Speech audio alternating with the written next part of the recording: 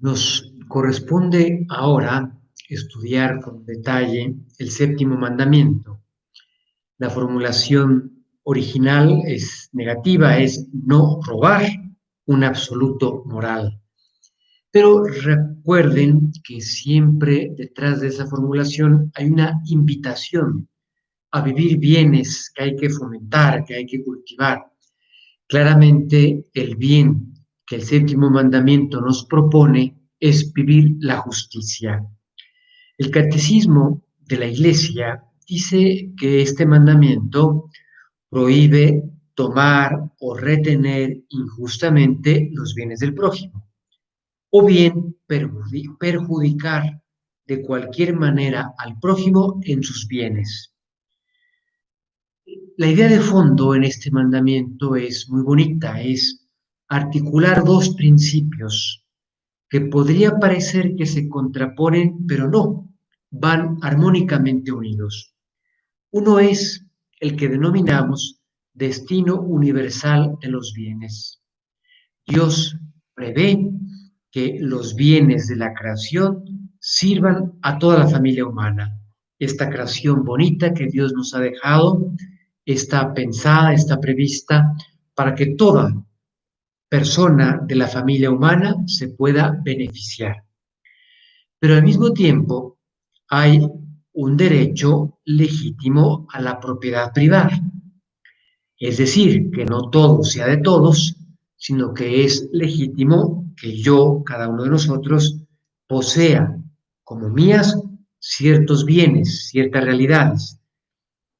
Ya desde la Edad Media, Santo Tomás de Aquino explicaba con bastante detalle la conveniencia de este derecho legítimo a la propiedad privada. Explicaba que se cuida más lo que es propio que lo que es de todos. Por tanto, las cosas se mantienen mejor si tienen dueño. Luego, la dignidad de la persona humana hace que resulte conveniente disponer de bienes que le den además seguridad sobre su futuro y sobre el futuro de las personas que le están confiadas. Y Tomás Aquino dice, y es interesante recordar que es un religioso del siglo XIII, pero en su reflexión profunda advierte, y así lo concluye, que es sin un mínimo de bienestar material, no se puede cultivar la virtud. Es muy difícil, ¿verdad? Pensar en ser virtuosos, en ser mejores, si no sé qué voy a comer hoy. Por tanto, corresponde a la dignidad de la persona poseer bienes que le aseguran su futuro, que le aseguran un bienestar material que le permitirá expansionar su ser. Estos dos principios, el destino universal de los bienes y al mismo tiempo el derecho legítimo a la propiedad privada, pueden sintetizarse en una actitud que es la que el cristiano ha de procurar mantener con respecto a los bienes materiales, que es la mentalidad de administradores. No somos dueños absolutos de estos bienes, aunque sean nuestros, sino que tengo la actitud y la mentalidad propia de un administrador que sabe que se le pedirá cuenta de lo que se le ha pedido administrar y he de procurar que estos bienes, aunque sean míos, aporten para el bien común. Por tanto, ya advertimos que hay una pobreza que es virtud, que es la que vemos brillar en la vida de Jesucristo, y por tanto es una virtud que todos hemos de cultivar. Ahora, en unos cursos que tuvimos el pasado mes de mayo, en esta modalidad en línea, un profesor de la Universidad Pontificia de la Santa Cruz, muy brillante, el padre Paul O'Callaghan, explicaba la providencia, el tema de la providencia, el cuidado de Dios de toda la creación. Y en la serie de preguntas y respuestas, un chico joven, seminarista en Perú, le preguntaba, padre, pues ahora que esta situación de salud viene a cambiar, a configurar de otra manera la situación mundial, ¿qué me sugiere a mí como futuro sacerdote para prepararme a esa nueva situación? Y el padre O'Callaghan le decía, mira, en cuanto oigo tu pregunta, me viene una palabra a la mente, que es pobreza. La pobreza que vemos que brilla en Cristo, esa va a haber que tenerla cada uno de nosotros. Decía el Papa Benedicto XVI que cada gasto, cada compra es una decisión moral. Es para pensarlo, ¿eh? No es solo un tema financiero, me alcanza, no me alcanza, cómo lo voy a financiar este gasto, sino es una cuestión moral. ¿Necesito hacer este gasto? Bueno, y si lo necesitamos hacer, se estudia el modo de hacerlo de la mejor manera, con prudencia. La Iglesia ha rechazado tanto el socialismo, que subordina a la persona a la sociedad, y niega el derecho a la propiedad privada de los bienes de producción. La tierra, las fábricas serían del Estado.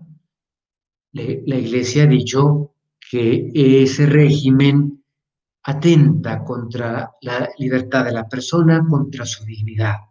Pero también la Iglesia se ha manifestado en contra de un capitalismo exacerbado, en donde se le da la primacía absoluta a la ley del mercado. Aquí lo que rige es la oferta y demanda, la ley de oferta y demanda, y por lo tanto el trabajo humano simplemente sería un bien más que se pone en este juego de mercado.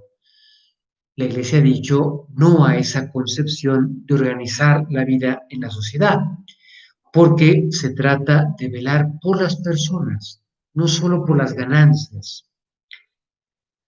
Por tanto, esta virtud de la justicia social nos pide pues varias disposiciones que hay que procurar vivir. Una es la templanza, esa moderación. Hay muchas cosas que se nos antojan, pero no todas me convienen. Vivir la justicia, lo mencionábamos, ¿se acuerdan? La virtud moral que consiste en la constante y firme voluntad de dar a cada uno lo debido, lo que le corresponde. Hay tres formas de justicia. La justicia entre individuos se llama conmutativa. Una persona me prestó 50 pesos, yo estoy obligado a reponerle sus 50 pesos.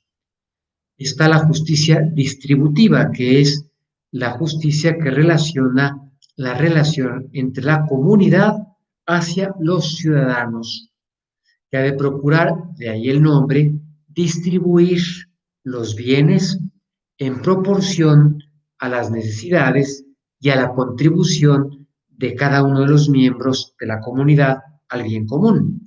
San José María lo decía con un sentido muy práctico: la justicia de las madres que tratan de manera desigual a los hijos que son desiguales. Una mamá no simplemente distribuye su tiempo entre el número de los hijos que tiene para que cada uno le toque exactamente esa cantidad de horas y de minutos, sino que quizá tiene que estar más pendiente de un hijo enfermo, de un hijo que está con algún tipo de limitación y que por lo tanto necesita más de ella, y por tanto ella distribuye su tiempo, su atención de manera desigual, porque no todos los hijos son exactamente iguales. Y luego está la justicia legal, que es la que regula la relación de los ciudadanos, de los miembros de una comunidad, hacia la comunidad.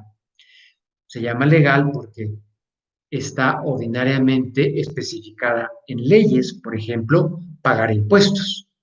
Una obligación de justicia es cada uno vivir las leyes justas como una manera de colaborar al bien común. Y luego está la virtud de la solidaridad.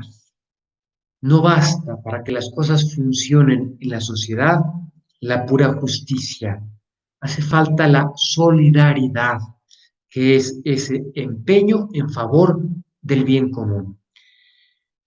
No solamente se da a nivel de individuos, sino que es una virtud que hay que vivir a nivel de naciones. Las naciones más ricas tienen una obligación con las naciones más pobres, una obligación que a veces es de estricta justicia, porque en ocasiones, estudiando la historia, las naciones ricas se han podido enriquecer sirviéndose de los bienes, recursos naturales, de la población de naciones pobres. Juan Pablo II lo solía decir de una manera muy clara, por ejemplo, refiriéndose a la deuda que Europa tiene con África. Y quizás sería también la deuda de América con África. Y ponía el ejemplo evangélico de, de aquella parábola en la que un hombre baja de Jerusalén a Jericó y es despojado por unos bandidos que lo dejan medio muerto. Y decía el Papa Juan Pablo II, África a veces está así, como esa persona a la que le han despojado sus bienes, se los han llevado y la han dejado a esa persona medio muerta en el camino. Y está necesitada de esa respuesta generosa y solidaria del buen samaritano. Salía hace muy poquito un ejemplo muy bonito para que vean cómo esto se vive a todos niveles. Ahora, en Alemania, una pequeña ciudad, no me acuerdo de qué zona de Alemania, eh, había tenido un rebrote en casos de contagio por la epidemia del coronavirus. Sobre todo era una zona de la ciudad que es, sobre todo, mayoritariamente trabajadores de una empresa cárnica que está allí en ese sitio, es un rastro donde matan animales, producen productos cárnicos, y allí había habido un repunte de contagios en la localidad.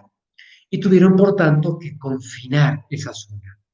Y fue muy bonito, muy aleccionador para el mundo entero ver la respuesta solidaria del resto de la ciudad, que se preocupó de aquellas personas y iban a llevarles alimentos, las medicinas, entrevistaban a una mujer que decía que se emocionaba de la respuesta que había encontrado de amistades de ella a las que ella les había llamado para decirles tenemos esta situación de gente aquí en una zona de la ciudad que necesita ayuda y la respuesta tan generosa de muchas personas que habían dicho, oye, yo puedo dar una ayuda económica de 5.000 euros para esa gente que ahora está en una situación de mayor necesidad.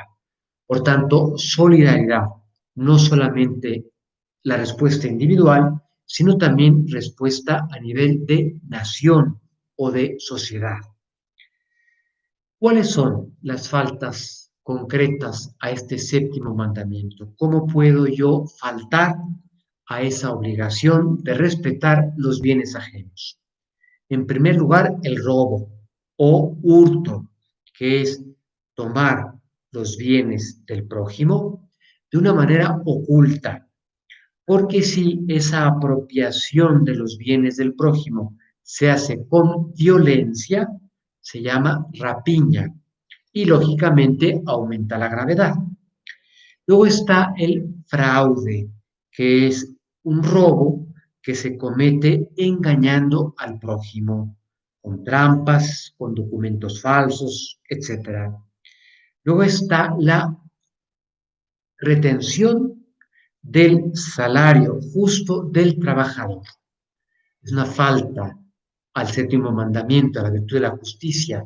De hecho, la Sagrada Escritura habla de esta posibilidad como de uno de los pecados que claman al cielo. Es grave, ¿verdad? Retener injustamente un salario que Alguien que nos está confiado lo ha ganado justamente y yo no se lo entrego. Luego está la usura, que es prestar con un interés injusto, mucho más allá de lo que sería razonable, aprovechándose de una situación de necesidad material de la persona que está pidiendo ese dinero prestado. No es nuevo el tema. Ella, mi santo patrono, San Antonio de Padua, en la Italia del siglo XIII, se distinguió, entre otras cosas, por esto, una defensa muy bonita, muy solidaria de clases de la sociedad necesitadas que eran víctimas de la usura. Otras formas de faltar a este séptimo mandamiento son, por ejemplo, los trabajos mal hechos. Interesante, ¿verdad? Cuando yo había quedado de entregar algo, un trabajo manual, un trabajo intelectual, y aquel trabajo está hecho de mala manera, no se ha cuidado, pues es una falta de justicia. Apropiar y usar para mi beneficio personal los bienes del Estado o los bienes de una empresa es una falta al séptimo mandamiento. El fraude fiscal. No pago los impuestos que debería pagar porque utilizo documentos falsos, facturas falsas, etcétera. El despilfarro de bienes, lo que decíamos, aunque los bienes sean míos, yo tengo que utilizarlos con mentalidad de administrador y por lo tanto no puedo permitirme un despilfarro, un gasto innecesario de bienes, aunque sean míos. El daño de propiedad, sea pública, sea privada. Alguien que pone un graffiti en un paradero de autobuses, en una cabina telefónica, es un daño injusto a una propiedad pública. O alguien que va a pintarrajear la pared de una escuela, de una empresa, es un daño injusto a una propiedad privada. Son faltas que están englobadas aquí, en este séptimo mandamiento. Decía un autor una frase que ojalá nos sirva para reflexionar. Dice, el que no aporta al bien común es ladrón. Para pensarlo, ¿verdad? Si yo no aporto lo suficiente con mi trabajo, con mi colaboración al bien común, de alguna manera soy ladrón porque robo algo que le pertenecería a la sociedad, que es mi aportación, mi intervención positiva al bien común, con mi trabajo, con mi presencia, con mi intervención activa en la vida social. Si no aporto a la sociedad, le estoy quitando algo que la sociedad tendría derecho a exigir de mí. Los contratos han de ser observados puntualmente. Quienes han estudiado derecho se acordarán, era un tema clásico, ya desde el derecho romano. Pacta servanda sunt. Los pactos, decía el genio romano, han de ser guardados, custodiados, observados. En todo este tema de las faltas al séptimo mandamiento, en todo este tema de las faltas contra la virtud de la justicia, hay obligación de restituir, es decir, reparar el daño que se hizo. A veces se le exige a la gente, ¿verdad? Oye, tú hiciste este daño a la propiedad pública, a la propiedad privada, pues ahora tienes que repararlo, ya sea con una indemnización, ya sea con trabajo en esta institución para la sociedad, y ese trabajo comunitario, ese trabajo social, es una manera de reparar el daño que has hecho. Si es algo que yo me robé, tengo la obligación de devolverlo. Si era un bien fungible que ya se consumió, pues el equivalente en metálico.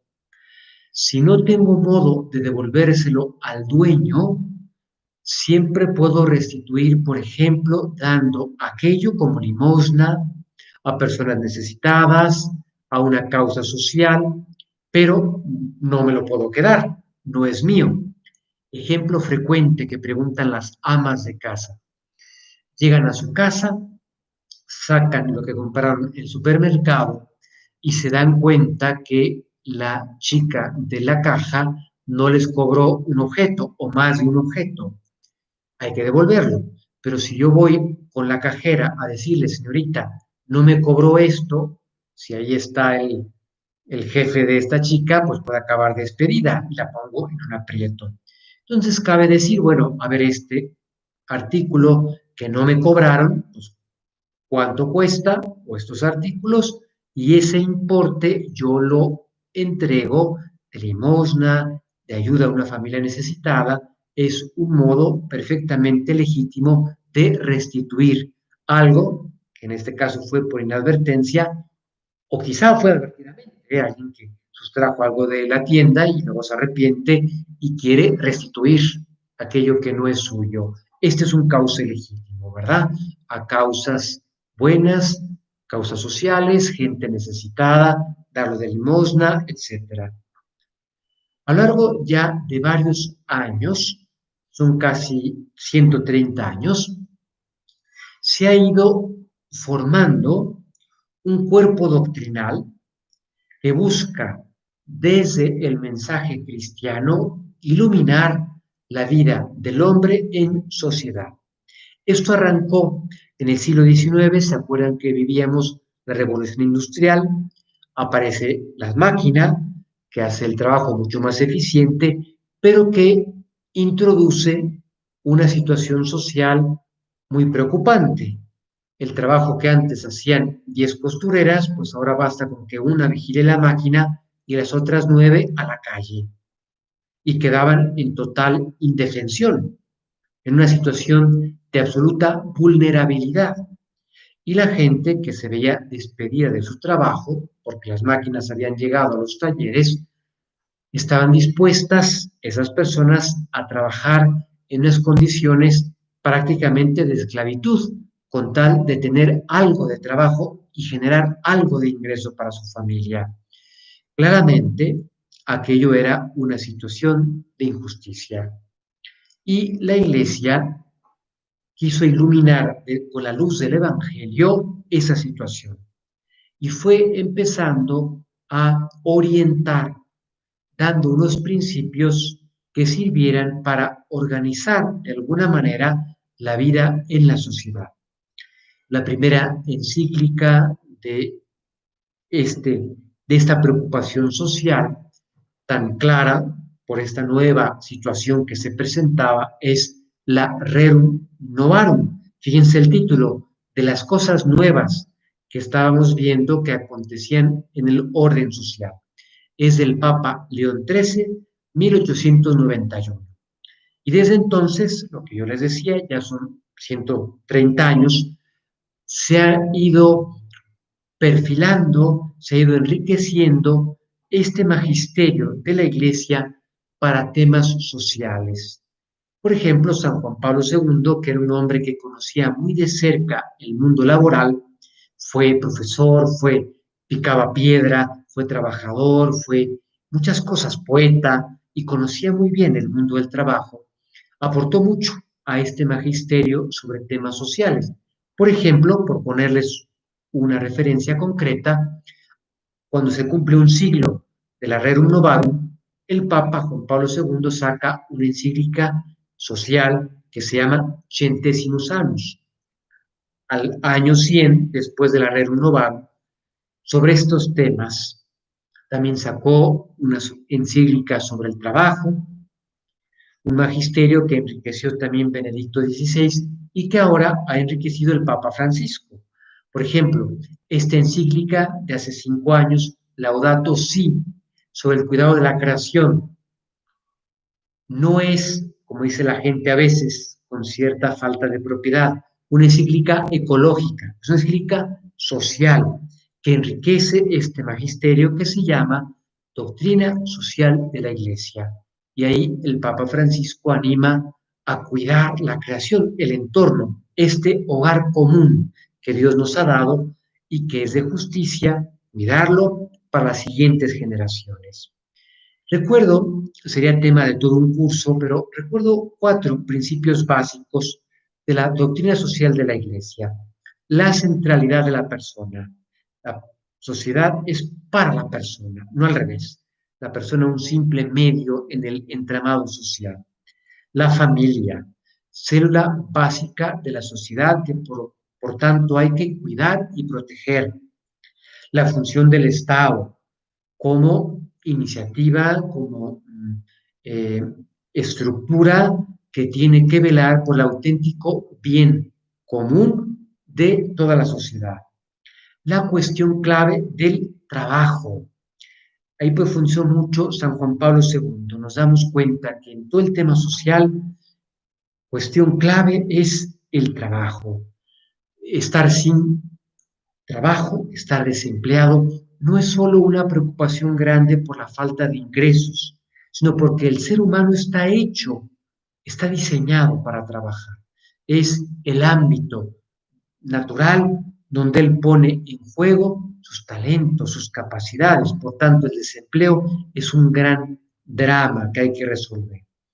El Estado está llamado a garantizar la seguridad de ese marco institucional, jurídico, en el que se inserta, en el que se desarrolla la economía de mercado. Y en este tema del trabajo estaría el derecho de toda persona a un trabajo digno y, por tanto, a una justa remuneración. No es una injerencia indebida del magisterio de la Iglesia en el campo propio de la autoridad política, porque el magisterio de la Iglesia no va a meterse a los detalles técnicos de cómo hay que resolver problemas económicos, problemas sociales, sino simplemente es desde su campo, que es velar por el fin último, sobrenatural, de todos los que componen la sociedad, iluminar con principios generales cómo ha de organizarse la vida en sociedad para respetar la dignidad de la persona. Recapitulando las ideas principales de este séptimo mandamiento: formulación negativa, no robarás; el bien al que se nos anima a promover con este séptimo mandamiento es la justicia. Este mandamiento armoniza 2 principios que han de ir unidos: el destino universal de los bienes, que la creación, toda esta maravilla de la creación, sirva a la familia humana en su totalidad, pero que eso no se contrapone al derecho legítimo de la propiedad privada, que cada uno tenga ese derecho a poseer bienes que son míos. En el fondo, el séptimo mandamiento anima, impulsa a vivir varias virtudes: la templanza, la moderación de ese deseo de bienes materiales; la justicia, dando a cada uno lo suyo a nivel individual, a nivel con respecto a la autoridad de la comunidad; la solidaridad, que es ese empeño por colaborar al bien común, no solo a nivel de persona individual, sino que también ha de darse a nivel de naciones. ¿De qué manera puedo faltar a ese respeto de los bienes ajenos? Con el robo. Si el robo es con violencia, es rapiña y aumenta la gravedad; con el fraude, con la usura, con los trabajos mal hechos, con un sueldo que yo retengo injustamente, que es de otra persona, con la apropiación indebida para mi uso personal de bienes que son del Estado o de particulares. Despilfarrando los bienes también es una manera de faltar al respeto de la justicia que nos pide este séptimo mandamiento. Hay que vivir los contratos y, tema importante, en todas estas faltas a la justicia hay obligación de restituir. Por tanto, no basta con que yo me arrepienta de algo que he hecho mal en este séptimo mandamiento, sino que de reparar el daño y devolver lo que injustamente me he apropiado.